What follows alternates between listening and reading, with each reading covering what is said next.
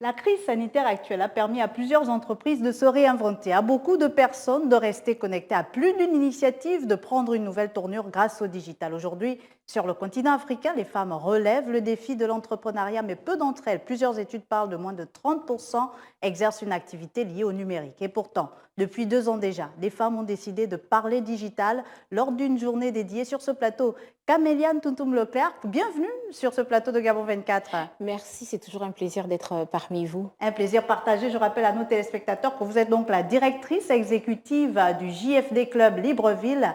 Les femmes et le digital, est-ce une réalité aujourd'hui sur le continent africain? Oui, ça bouge. Ça bouge et on s'en tiendra à cela puisqu'on en parlera dans ce complément de l'information qui commence maintenant.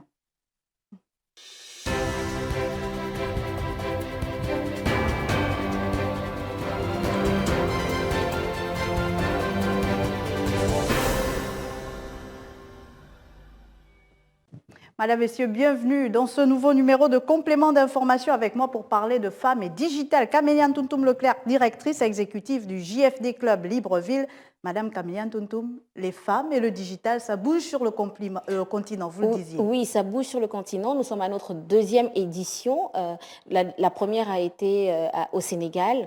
Nous étions de nombreux pays de par le continent à venir et même en Europe parce qu'il y a une réalité. Nous sommes les championnes du monde de l'entrepreneuriat. On le reconnaît aux femmes africaines.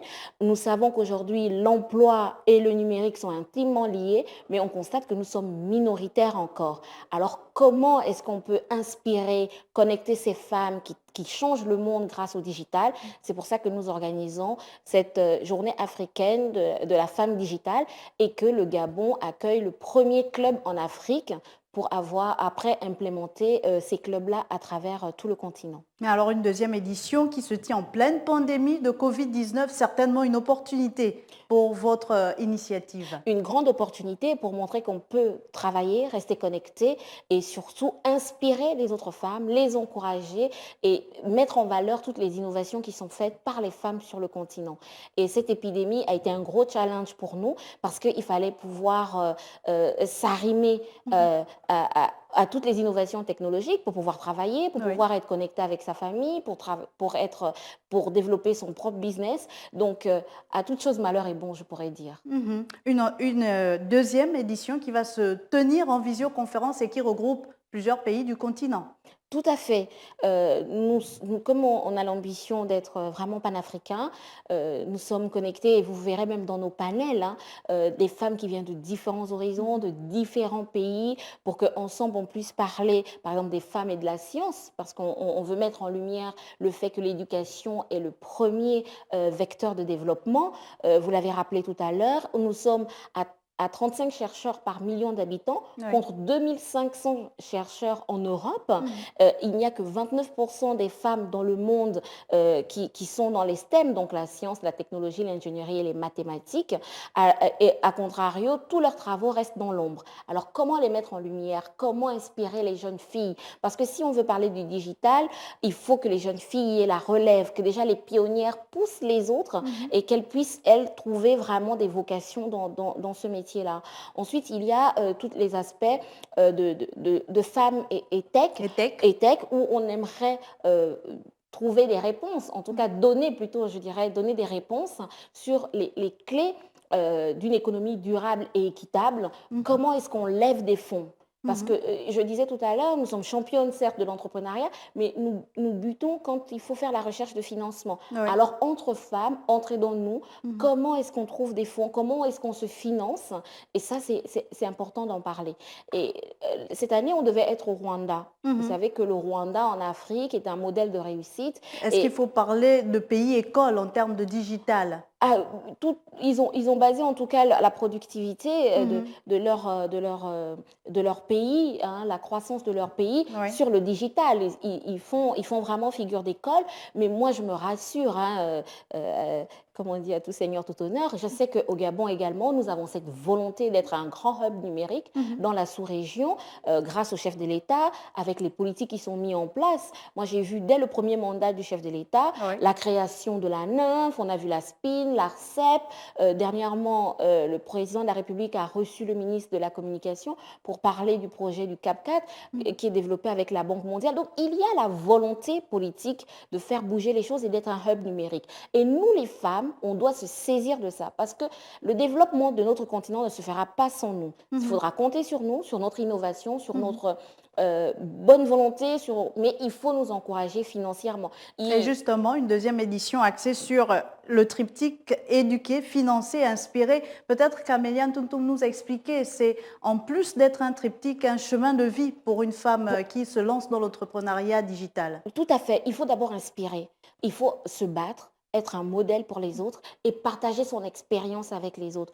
Il y a une citation de Mary Daly que j'adore parce qu'elle dit toujours que c'est on apprend le courage en encourageant les autres. Ouais. Voilà. Et financer, parce que si vous n'avez pas d'argent, vos plus belles innovations Aujourd'hui, est-ce que le peuvent rester. financement n'est pas un frein à ces femmes qui se lancent dans le digital ou qui voudraient se lancer dans le digital? C'est un frein que nous devons toutes combattre. Comment vous faites au niveau du club JFD pour encourager ces femmes-là, ou du moins pour leur apporter des financements, puisqu'on parle concrètement et pratiquement? Voilà. Nous, on a créé ce qu'on appelle le prix des Margaret, qui D'accord. permet de mettre en lumière.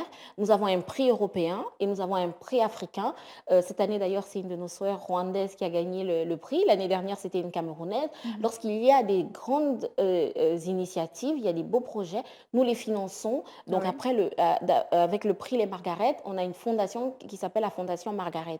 Et d'accord. cette année en France, hier, Marlène Schiappa, qui est la secrétaire d'État en charge de l'égalité hommes-femmes, Mhm. nous a fait l'honneur de pouvoir nous mettre dans le prix, les membres du jury pour le prix national de l'entrepreneuriat féminin. Voilà comment on se bat. Et nous, on espère pouvoir implémenter ça en Afrique. Ça marche très bien en France, ça marche très bien en Europe. Mhm. Nous allons tenir compte de nos propres réalités. Moi, je me réjouis du travail qui est fait actuellement par le ministère des PME, PMI, hein, le ministre Hugues Badinga Madia pour le citer. Oui. Vraiment, on sent que ça bouge. On sent qu'il y a une volonté d'accompagner les entrepreneurs gabonais, d'accompagner les PME gabonaises. Déjà, lorsqu'un membre du gouvernement prend le temps de communiquer, j'ai vu la lettre qui est passée.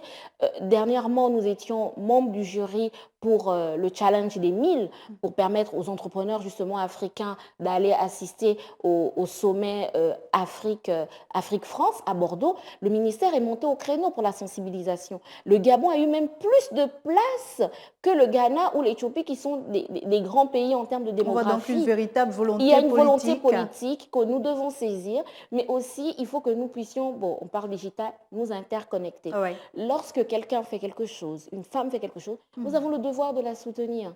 Nous ne sommes pas en concurrence. Souvent, c'est ça qui tue un petit peu certaines initiatives. On se dit, oh, si je soutiens une telle personne, peut-être qu'elle aura plus que moi.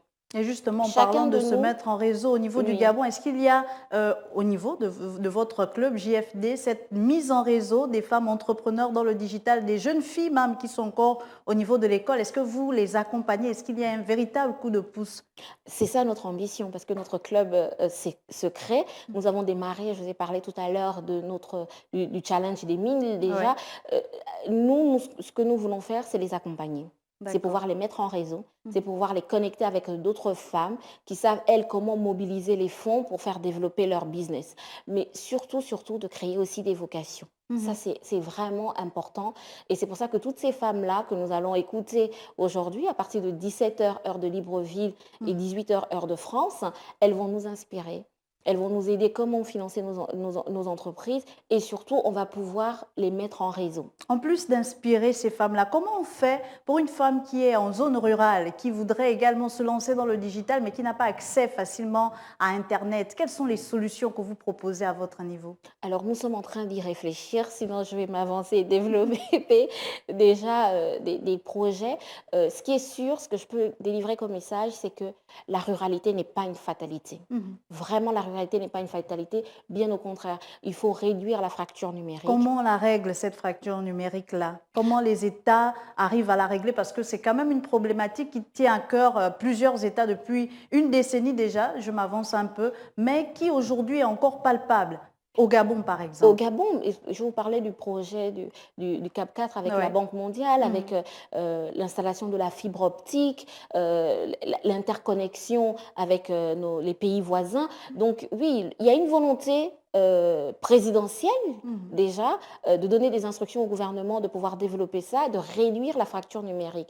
Et nous voyons tout ce qui a été fait par la NYNF, hein, et à la l'ARCEP. Vous avez vu même les opérateurs de téléphonie réduire les coûts. Mhm. Aujourd'hui, moi, dans mon village à Méon, je suis connectée au monde. Je travaille même depuis mon village sans être inquiétée parce que, justement, il y a eu une réduction des coûts qui sont abordables avec beaucoup de forfaits qui permettent même aux plus petits d'entre nous de pouvoir avoir une connexion, même journalière et autres. Mais il faut poursuivre ça, et ça répond aussi avec les classes numériques qui ont été faites par le chef de l'État. Donc, Ouais. il y a toutes ces solutions-là, mais l'État ne peut pas tout faire. Il D'accord. revient aussi aux citoyens que nous sommes, de par nos initiatives, que ce soit par rapport à notre business en entrepreneuriat ou au niveau des associations, de nous investir aussi sur ces questions-là. Et c'est pourquoi on a besoin de vous dans le pragmatisme, dans le pratique, parce qu'on a remarqué qu'on reçoit plusieurs entrepreneurs, on reçoit même des start-upers, etc., qui se mettent en réseau,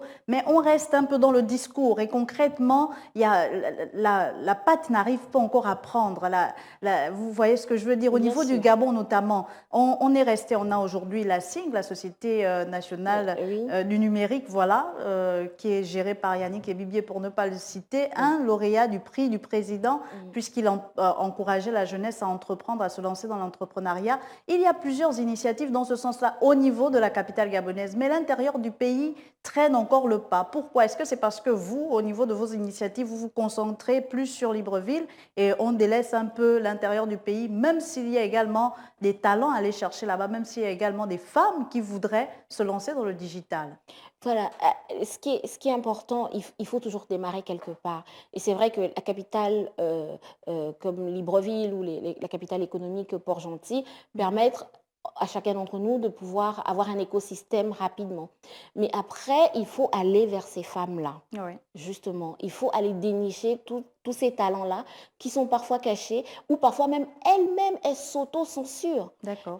Elles font des choses, mais elles ne veulent pas le faire savoir. Il faut les mettre en confiance. Il faut du mentoring. Il faut que la femme aujourd'hui relève la tête et qu'elle Mhm. se dise, j'ai du potentiel, j'ai des capacités, je dois les faire savoir. Nous avons vu aujourd'hui avec les réseaux sociaux, avec nos téléphones, plein de vidéos amateurs qui sont faites. Mhm. Qu'est-ce que ça coûte à une femme qui est à Moulengi Binza ou à Kulamutu de dire, bon voilà, moi je fais une petite vidéo, je sais que je peux poster sur Facebook, on va certainement me remarquer. On voit bien les observateurs de France 24, Mhm.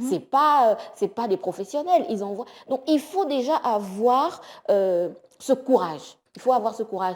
Ou alors ceux qui sont autour de vous doivent Oui. pouvoir avoir envie de vous mettre en lumière, doivent avoir envie de faire connaître ce que vous faites. Il y a le courage à avoir, mais il y a aussi la question de l'intéressement. Ah La oui. femme et le digital, je vous la posais cette question au début. Est-ce que ça fait un aujourd'hui sur le continent africain et particulièrement au Gabon? Est-ce qu'aujourd'hui les femmes ne se sentent pas toujours être un peu difficilement adaptées à toutes ces nouvelles technologies parce qu'on parle quand même de technicité? Justement, et c'est pour ça qu'il faut aller même à la base. C'est pour ça que notre premier panel, par exemple, on a parlé de l'éducation comme Oui. premier levier de développement. Mhm. Il faut aller chercher ces jeunes filles-là. Il faut les inspirer. Il faut pouvoir leur permettre d'avoir une vocation dans les STEM, Est-ce donc qu'il ne sciences. faudrait pas, il ne faudrait pas également intégrer la notion du numérique dès le plus bas âge, Tout c'est-à-dire à dans les fait. établissements scolaires? Tout à Pourquoi pas? fait, tout à fait. Et je vois qu'au Cameroun, Ariel Kitio le fait très bien. Ici au Gabon, nous avons Virginie Mounanga Oui. qui développe les classes numériques et Mhm. culturelles. Il faut l'encourager dans ce qu'elle fait. Moi, je vois également DigiWomen's School Mhm. avec Christine Soro Oui. qui forme les femmes dans l'infographie. Il faut encourager ce type d'initiative. Et il faut se connecter pour pouvoir viser plus grand et plus haut. Mais comme je parle toujours de la volonté politique, parce que s'il n'y a pas une volonté politique, Bien sûr. c'est difficile. Donc, nous, on a un chef d'État qui qui promeut tout ce qui est innovation, qui veut qu'on soit un hub numérique. On a une première dame qui s'investit pour tout ce qui est égalité homme-femme, donc pour un Gabon d'égalité, qui favorise l'entrepreneuriat féminin via sa fondation. Appuyons-nous sur ce couple présidentiel, je voudrais dire, qui doit nous inspirer et il faudrait qu'après, les décideurs puissent nous aider. Mais je sais qu'il y a une belle dynamique quand même au niveau du ministère des PME. En 6 mois, j'ai vu des choses qui ont bougé. Revenons un peu sur cette deuxième édition de la journée des femmes et du digital qui va donc se tenir en visioconférence, comme je le disais déjà. La marraine de cette édition, c'est Louise Mushikiwabo, la secrétaire générale de la francophonie. Pourquoi le choix de cette marraine? Est-ce que c'est elle-même qui s'est intéressée à ces questions de digital ou de digitalisation? Parce que le parcours de cette dame originaire du Rwanda, elle est diplomate, mais bon, pas toujours, on ne voit pas toujours le lien avec le digital. Mais parce que la francophonie s'est engagée sur les questions du digital D'accord. vraiment et que Louise Mushikiwabo est vraiment montée au créneau en tant que femme africaine et de par son parcours, c'est une femme qui nous inspire. Elle nous inspire le respect, elle nous inspire par sa carrière.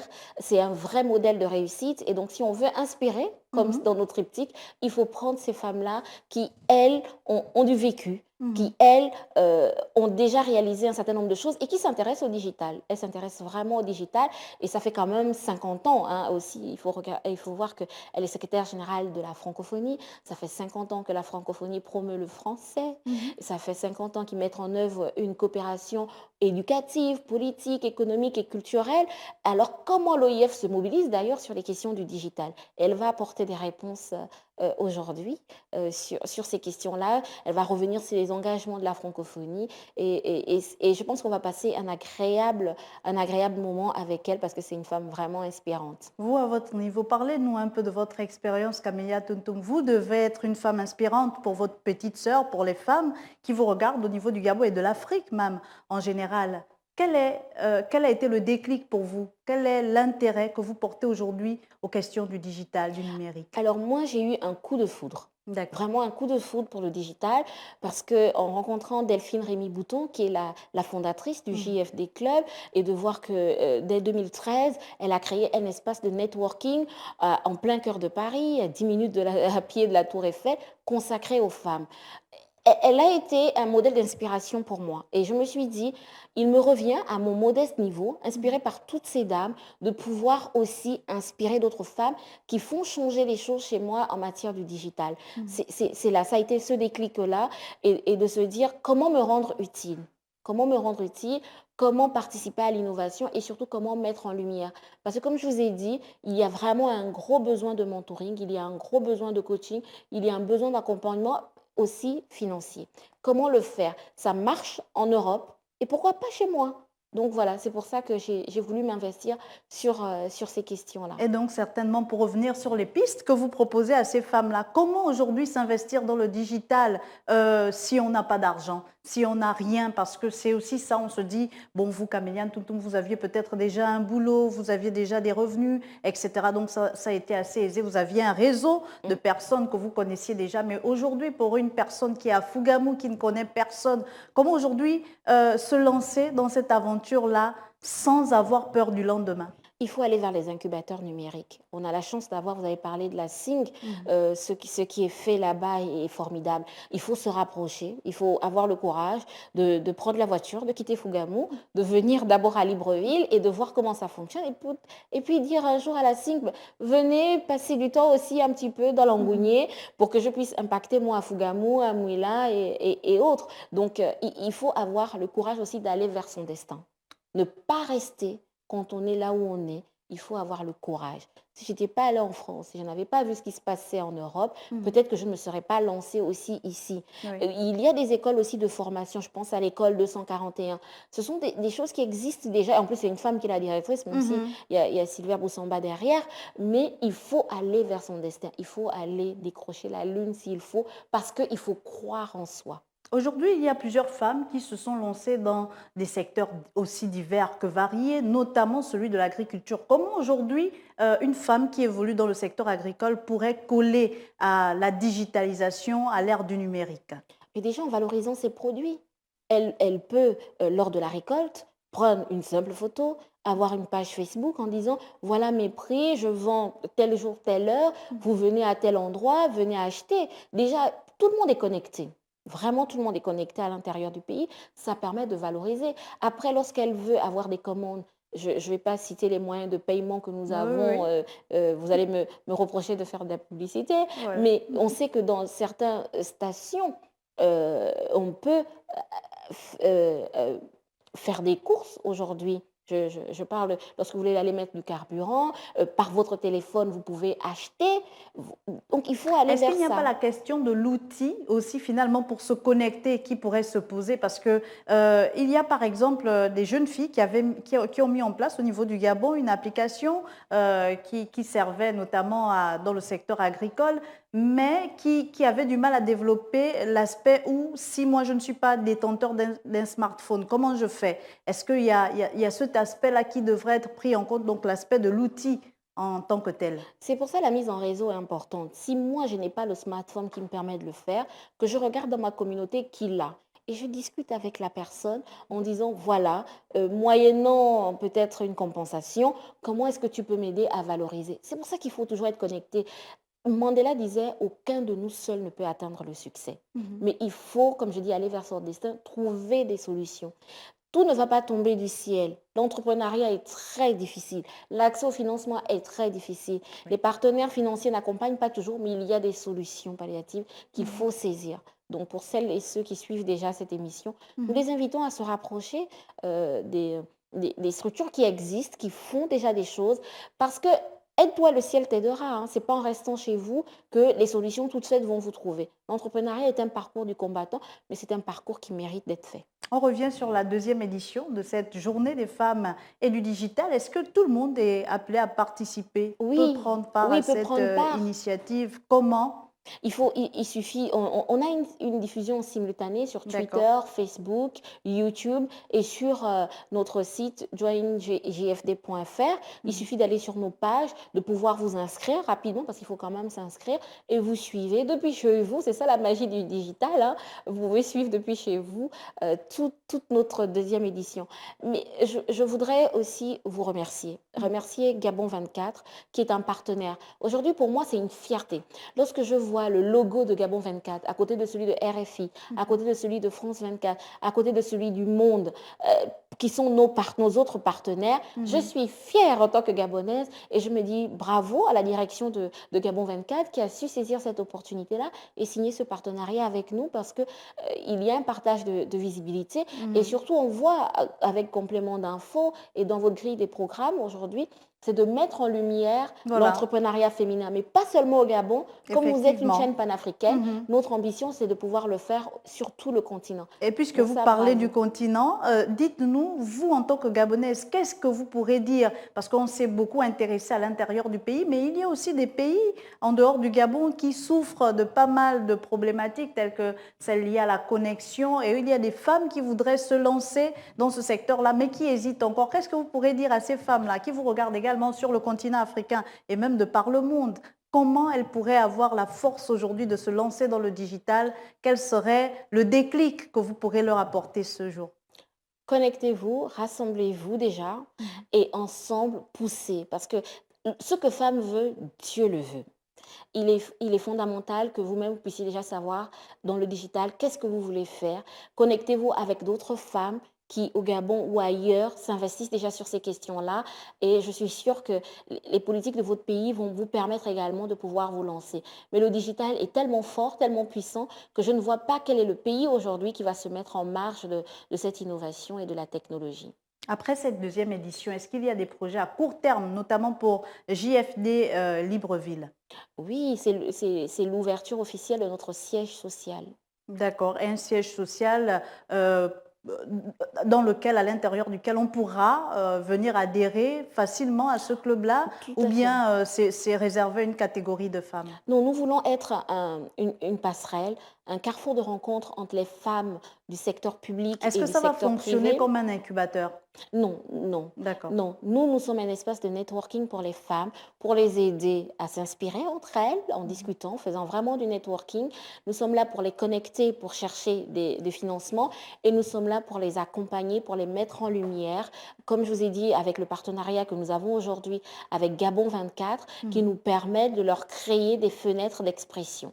Merci à vous, Camélia Ntuntum Leclerc. Je rappelle que vous êtes donc directrice exécutive du JFD Club Libreville et qu'avec vous, on parlait de femmes et digital en rapport avec la journée des femmes et du digital qui est célébrée à travers l'Afrique, une journée à laquelle prendra part le secrétaire général de la francophonie, Louise Mouchikiwabo, mais également plusieurs autres femmes inspirantes. Merci beaucoup d'être passée sur notre plateau et pour tous ces éclaircissements. Le plaisir a été pour moi. Et merci à vous, chers téléspectateurs, d'avoir été des nôtres. Je vous dis donc à très vite sur Gabon 24.